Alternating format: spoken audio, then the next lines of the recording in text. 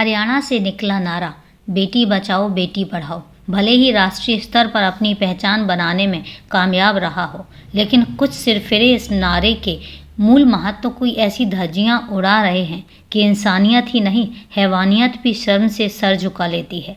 बेटी के लिए सब कुछ करने वाले माँ बाप तक नहीं समझ पाते कि उन्होंने बेटी को बचाकर उसे पढ़ाकर गुनाह किया या बेटी होना ही उनका गुनाह था। बेटी के माँ बाप को जिंदगी भर दर्द और गुस्से का घूंट पीने को मजबूर हो जाने वाले ऐसे दरिंदों को जितनी भी सज़ा दी जाए उतनी कम है। नमस्कार दोस्तों, क्राइम चैनल पर आपका स्वागत है। आई होप आप सब लोग बहुत अच्छे होंगे। दोस्तों, कहानी में आगे बढ़ें उससे पहले यही कहना चाहूँगी कि अगर आप चैनल पर नए हैं या अभी तक आपने चैनल को सब्सक्राइब नहीं किया है तो चैनल को सब्सक्राइब कर लीजिए और इसके अलावा बेल आइकन ज़रूर प्रेस कर दीजिएगा फर्दर नोटिफिकेशन के लिए। यौवन सबका आता है, लड़कों का भी और लड़कियों का भी। और जब यौवन आता है तो निखार भी आता है और सुंदरता भी बढ़ती है। लड़कों को तो सबसे कोई फ़र्क नहीं पड़ता, लेकिन कई बार लड़कियों के लिए यह बहुत भारी पड़ता है। उन्हें इस सब की ऐसी कीमत चुकानी पड़ती है जिसके बारे में स्वयं लड़की ने तो क्या, किसी ने भी सोचा तक नहीं होगा। बांसवाड़ा राजस्थान की 18 वर्षीय वैशाली के साथ भी ऐसा ही कुछ हुआ। ना तो वैशाली को खुद पता था और ना उसके माता पिता को कि इस खूबसूरती पर एक रक्त पिपासु की नज़र जमी हुई है। बांसवाड़ा की अगरपुरा कॉलोनी में रहने वाली वैशाली फर्स्ट ईयर की छात्रा थी और अपने परिवार के साथ रहती थी। उसके पिता पिंकेश शर्मा विकलांग हैं। वैशाली के घर के सामने ही जगदीश बंजारा का घर था। कुछ समय तक जगदीश वैशाली का सहपाठी भी रहा था। जब से वैशाली यौवन द्वार पर आकर खड़ी हो गई थी, तभी से जगदीश की नज़रें उस पर जम गई थीं। जगदीश और उसका भाई रमेश उसे आते जाते छेड़ते थे।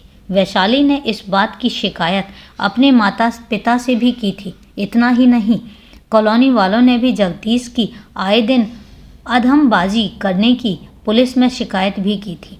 जगदीश संभवतः किसी गलतफहमी का शिकार था। यही वजह थी कि वह वैशाली से एक तरफा प्यार करने लगा था, जबकि वैशाली उससे बात तक करने को तैयार नहीं थी। बुधवार 2 अगस्त 2017 की दोपहर 12 बजे वैशाली फर्स्ट फ्लोर की बालकनी में बाई के साथ कपड़े सुखा रही थी। उसके पिता पिंकेश शर्मा ऊपर की मंजिल पर थे। तभी सामने के घर में रहने वाला जगदीश दीवार फांदकर आया और उसने अनायास ही वैशाली को दबोच लिया। उसने साथ लाए चाकू से वैशाली की गर्दन पर इतने बार वार किए कि वह लहूलुहान होकर गिर पड़ी। जगदीश जैसे ही आया था वैसे ही भाग गया।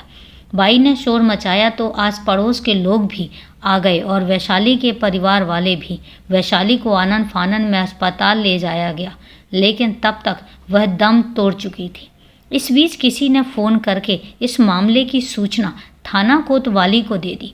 कोतवाली पुलिस भी मौके वारदात पर पहुंच गई और महिला थाने की पुलिस भी पूरी जानकारी लेकर पुलिस ने वैशाली के पिता पिंकेश शर्मा की तहरीर पर जगदीश बंजारा के खिलाफ भाबंदी की धारा 450, हथियार लेकर जबरन घर में घुसने की धारा 376, 511, बलात्कार की कोशिश, हत्या के लिए 302 और 34 के अंतर्गत केस दर्ज कर लिया।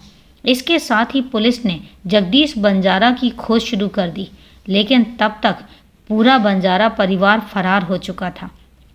वैशाली की हत्या को लेकर पूरी अगरपुरा कॉलोनी में रोष था। इतना रोष कि लोग बंजारा परिवार के घर को आग लगा देना चाहते थे। गंभीर स्थिति को देख समझकर एसपी के आदेश पर बंजारा परिवार के घर पर 7 सशस्त्र सिपाहियों का पहरा बैठा दिया गया। इसके बावजूद कुछ युवक उस घर को क्षति पहुंचाने के लिए आए तो पुलिस ने उन्हें समझाकर वापस लौटा दिया। काफ़ी भागदौड़ के बाद सिपाही इंद्रजीत सिंह और लोकेंद्र सिंह ने जैसे तैसे 3 अगस्त को जगदीश बंजारा को गिरफ्तार कर लिया। थाने लाकर उससे काफ़ी पूछताछ की गई, लेकिन उसने मुंह नहीं खोला। आखिर इतना बड़ा अपराध करके वह कब तक चुप रह सकता था। 4 अगस्त को उसे मुंह खोलना ही पड़ा। पुलिस से उसने केवल इतना ही कहा कि मैं वैशाली से प्यार करता था, वह मेरी बनने को तैयार नहीं थी, फिर मैं उसे किसी और की कैसे होने दे सकता था। इसलिए मैंने उसे मार डाला। मृतका वैशाली के पिता पिंकेश शर्मा चाहते थे कि इस मामले की जांच महिला थाने की सीआई देवीलाल करें। इसके लिए वो एसपी से भी मिले। एसपी ने केस की जांच सीआई देवीलाल को सौंप दी। पुलिस जगदीश बंजारा को जेल भेज चुकी थी। इस केस की जांच सीआई देवीलाल कर रहे हैं। जगदीश बंजारा को पकड़ने वाले सिपाही इंद्रजीत सिंह और लोकेंद्र सिंह को पुलिस विभाग ने सम्मानित भी किया था। और इस तरीके से एक तरफा प्यार के चलते एक होनहार लड़की को अपनी जान गंवानी पड़ी और घर में मातम सा छा गया। तो दोस्तों, क्राइम की सच्ची कहानियाँ आगे जानने के लिए जुड़े रहिए क्राइम चैनल तक। और अगर अभी तक आपने चैनल को सब्सक्राइब नहीं किया है तो सब्सक्राइब ज़रूर कर लें। और वारदात के बारे में आपकी क्या राय है कमेंट करके ज़रूर बताएं। तो चलिए दोस्तों, मिलते हैं फिर कल एक नई कहानी में। तब तक के लिए अपना ध्यान रखें, सेफ रहें, सुरक्षित रहें।